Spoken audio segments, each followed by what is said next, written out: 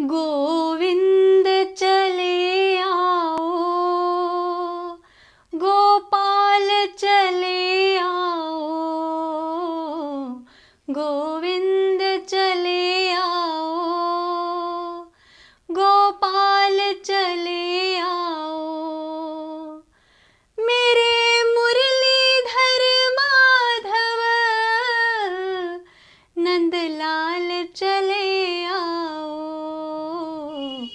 गोविंद चले आओ, गोपाल चले आओ। आँखों में बसे हो तुम, धड़कन में धड़कते हो, आँखों में बसे हो तुम, धड़कन में धड़कते हो।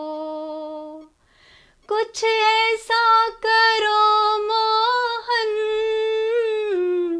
कुछ ऐसा करो मोहन, कुछ ऐसा करो मोहन, सांसों में समा जाओ, गोविंद चले आओ, गोपाल चले आओ। जय श्री कृष्णा, राधे राधे सभी भक्तों को। हमारे YouTube चैनल कृष्ण प्रेम रस धारा में आप सब भक्तों का बहुत बहुत स्वागत है। तो आइए आज हम बात करते हैं शरद पूर्णिमा की। तो शरद पूर्णिमा कब है और शरद पूर्णिमा कैसे मनाई जाती है, तो इसी विषय पर आज हम चर्चा करेंगे। तो मैं आपको ये बता दूं कि अक्टूबर 2021 को 19 तारीख को पूर्णिमा तिथि शुरू हो जाएगी और 20 तारीख तक सुबह प्रातः 7:30 बजे तक ये तिथि रहेगी। तो जो रात्रि वाली पूर्णिमा है वो रात, जैसे चंद्रमा, शरद पूर्णिमा की जो मान्यता है वो चंद्रमा की होती है। जो अर्घ देने वाली है वो आप 19 को व्रत रख सकते हैं और नहीं तो आप सूर्योदय की भी रख सकते हैं, 20 को भी रख सकते हैं। तो 2 दिन ये पर्व मनाया जाएगा। और शरद पूर्णिमा हम किसे कहते हैं, तो हाँ, अश्विनी मास की शुक्ल पक्ष की पूर्णिमा को ही शरद पूर्णिमा के नाम से जाना जाता है और इसे रास पूर्णिमा भी कहा जाता है, क्योंकि इस दिन भगवान श्री कृष्ण ने जमुना तट पे गोपियों के साथ रास लीला रचाई थी और उसके बाद तब से अब तक वो गोपियों के संग निधि वन में, वृंदावन के निधि वन में नित्य रास रचाते हैं। लेकिन जो शरद पूर्णिमा की रास है वो बहुत ही महत्वपूर्ण है। तो भागवत, श्रीमद् भागवत कथा के 10वें स्कंद में रास पंचाध्याय में रास लीला का वर्णन किया गया है। तो इस दिन कहते हैं कि पंचाध्यायी रास लीला का पाठ करने से हमारे भगवान श्री कृष्ण प्रसन्न होते हैं और उस दिन हमारी लक्ष्मी मैया का भी पूजन किया जाता है। और लक्ष्मी मैया जी उस दिन सारे ब्रह्मांड में भ्रमण करती हैं और ये देखती हैं कि कौन भक्त इस रात्रि को जाग रहा है और कौन भक्त सो रहा है। और कहते हैं ना, जहाँ पे भगवान श्री विष्णु और श्री लक्ष्मी जी की पूजा होती है वहाँ पे तो लक्ष्मी जी विराजमान होती हैं, वहाँ पे लक्ष्मी जी पधारती हैं। तो हम भगवान से प्रार्थना करते हैं कि आप सभी भगवान विष्णु और लक्ष्मी जी का पूजन कीजिए और उन्हें प्रसन्न कीजिए। तो जो शरद पूर्णिमा है वो हम कैसे मनाएं, तो देखिए शरद पूर्णिमा बहुत ही महत्वपूर्ण है और इस दिन जो चंद्रमा अपनी 16 कलाओं से पूर्ण होता है, क्योंकि उस दिन हमारे चंद्रदेव भगवान जी धरती के बहुत निकट होते हैं और चंद्र भगवान जो हैं हमारे, उस दिन चंद्रमा से जो भी रसायन पदार्थ निकलते हैं वो धरती पर गिरते हैं।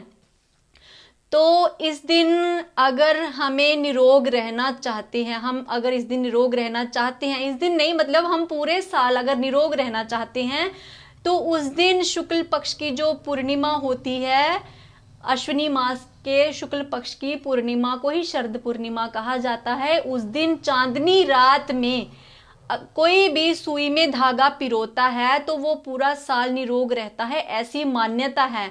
और चंद्रदेव जो है उन्हें क्या करते हैं कि खीर का भोग लगाया जाता है। खीर का भोग उन्हें हम प्रदान करते हैं, उन्हें समर्पित करते हैं, क्योंकि वो भोग जो बाद में अमृत बनकर हमें ही मिल जाता है। तो उस दिन हमारे चंद्रमा जो हैं उनमें से अमृत बरसता है। जो अमृत बरसता है उस दिन, वो सारा अमृत धरती पे पड़ता है। और धरती में कहते हैं ना कि सभी को उस दिन मतलब चांदनी रात में बैठना चाहिए, टहलना चाहिए, क्योंकि उस दिन से ही शरद ऋतु का आगमन भी होता है और उस दिन से सर्दी भी शुरू हो जाती है ना। तो हमारे कृष्ण कन्हैया को भी ये रात बहुत प्रिय है। तो हमारे कृष्ण कन्हैया जी है ना, जब अपनी गोपियों के साथ रासलीला रचाते हैं तो सभी देवी देवता वहां पे पुष्प वर्षा करते हैं और हमारे चंद्रमा भी अपनी चांदनी बिखेरते हैं और अपने प्रभु को प्रसन्न करते हैं, बहुत ज्यादा प्रसन्न करते हैं उन्हें। तो उस दिन क्या करते हैं कि हमें चावलों की खीर बनानी चाहिए। हम बहुत प्रेम से चावलों की खीर बनाएं और उसमें जो छिलका होता है ना, बादाम का छिलका, अगर हम बादाम डालते हैं तो बादाम का छिलका उतार लीजिए, क्योंकि हमें उस दिन सफेद सफेद चीज का ही भगवान को भोग लगाना है। तो शुद्ध गाय का दूध अगर मिल जाए तो बहुत अच्छी बात है। उस शुद्ध गाय के दूध का भोग खीर बनाएं और खीर चावलों की खीर बनाएं और उसमें बादाम का छिलका उतार के बादाम डालें और उसमें हो सके तो वो जो मिठाई पे चांदी के वर्क लगाते हैं ना, उसको चंद्रमा के शेप में काट के तो उसमें खीर में जरूर रखिए। और अगर हो सके तो चांदी के पात्र में वो खीर चांदनी रात में खुले आसमान के नीचे रख दीजिए, तो उस पूरी रात वो उसमें अमृत बरसेगा।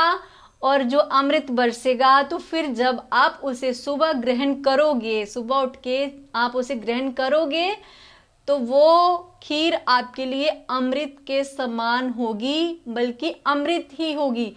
तो हम जब उस अमृत को खाएंगे तो हमारे बहुत सी बीमारियां दूर होंगी, बहुत से कष्ट दूर होंगे। आजकल जैसे मलेरिया बहुत फैल रहा है, तो अगर कोई भी इंसान मलेरिया वाला वो खीर खाता है पूरी रात चांदनी रात में रख के आसमान के नीचे और चांदनी रात में बैठता है तो उसका मलेरिया भी ठीक हो जाता है। तो आप सभी ये जरूर कीजिए और चंद्रमा को प्रणाम कीजिए, उनका पूजन कीजिए, विष्णु भगवान का पूजन कीजिए और लक्ष्मी जी का पूजन कीजिए, तो भगवान आप पे प्रसन्न हो। और इसी दिन से ही कार्तिक मास का भी आरंभ होता है। तो कार्तिक मास में हम तुलसी जी की पूजा करते हैं। तुलसी जी की पूजा का विशेष महत्व है। वैसे तो पूजा रोज ही करनी चाहिए, लेकिन अगर किसी कारण हम रोज ये पूजा नहीं कर सकते तुलसी मैया जी की, क्योंकि कहते हैं ना कि भगवान को तुलसी जी बहुत प्रिय है।